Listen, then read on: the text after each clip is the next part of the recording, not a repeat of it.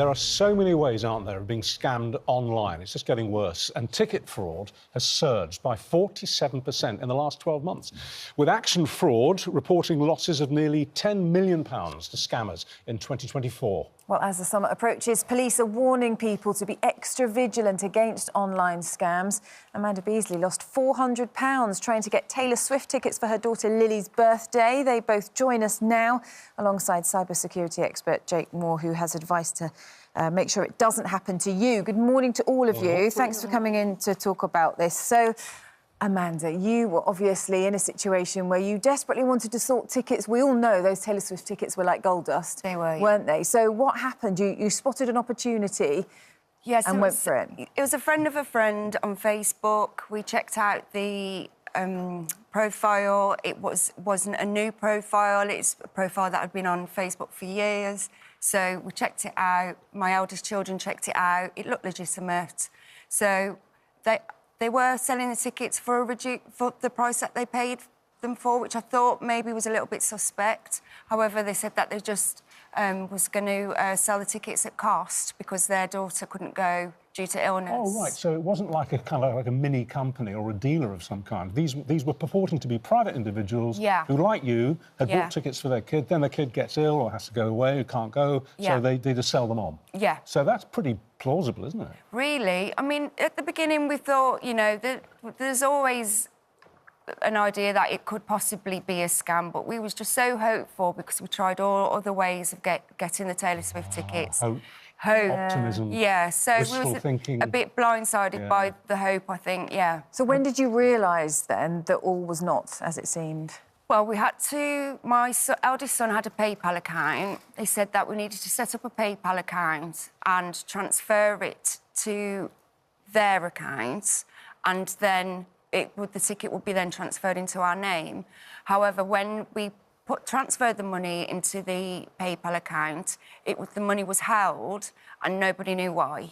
PayPal couldn't tell us why.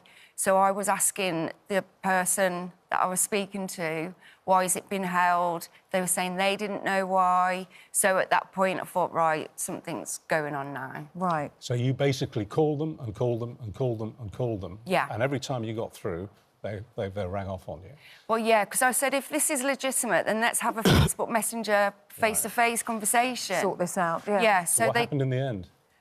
In the end, because I just kept calling them to annoy them, they answered, they said, you've lost your money, you've been scammed, laughed, put the phone down. And you said it was an American accent? American-African accent, yeah. Oh, you must have been absolutely gutted then when you realised that. Yeah, well, I think by this point we knew, but I was so upset because it was for Lily's 21st. We tried all other ways for getting the tickets, and it would have been the best present I could have ever got her whole life. And Lily, how did you feel? Because I know you were a massive Taylor Swift fan, weren't you? These tickets were going to be for your birthday. It was absolutely gutting, really. Because you thought you'd got them? Absolutely. So it was the high of being like, oh, I'm going to see Taylor Swift, and then the low of, I'm not going to see Taylor Swift, and my mum's also been scammed out of £400. And so £400 is, you know, a lot of money, and they're laughing at her as well. I mean, just to rub salt in the wound. Yeah. But you did get the money back. Yeah, because I was a little bit proactive. I thought, I'm not going to have this. So I was, like, calling and emailing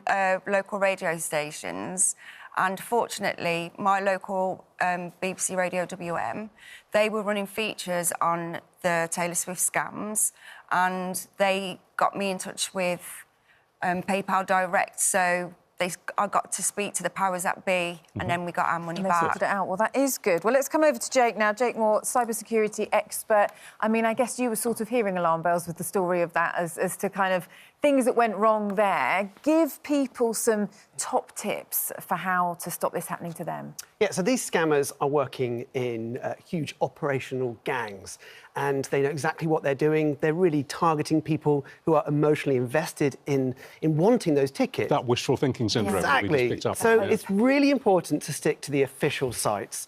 So the sites that are advertised on the artist's website or on the box office from the venue that you're actually going to, and really try and stick to those. And if you have to pay online, so yeah, use PayPal, or if it's over £100, use a credit card to get that extra protection.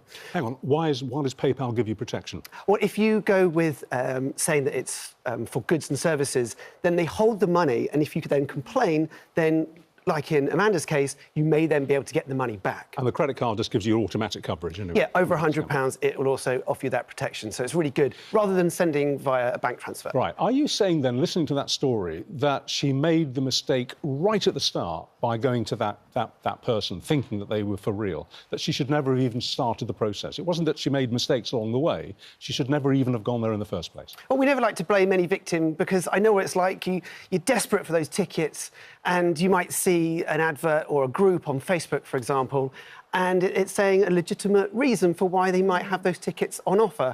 You did the right checks. I always say to people, make sure you do all that research. But these gangs, they're stealing Facebook accounts, so they have been around for years. So when you do your research, it seems plausible, and so they come up with an excuse for why they can't go, and you want to then transfer the money. So it's really important to do extra research. But if you can get someone else to look at it first, before you give them that money, they might be able to spot something because they're not emotionally invested as you are. I mean, this is only getting worse, isn't it? It's surged by 47% in the last year. You know, is enough being done? Is this only going to get worse and worse and worse for people and lose more money?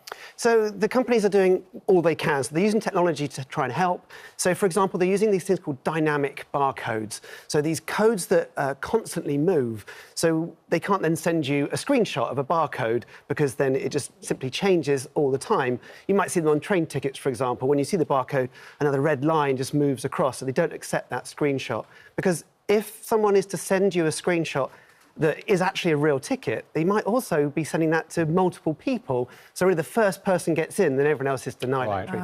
So the moral of the story seems to be, and it's all with hindsight, because I would have fallen for it like you did, with no question at all. I would have done those checks and I would have believed them. Yeah. But the moral is that if you can't get the ticket that you desperately want on a legitimate site, you know is an authentic site, you've just got to accept you're not going to the party. Yeah, it's as that's simple as it, that. yeah.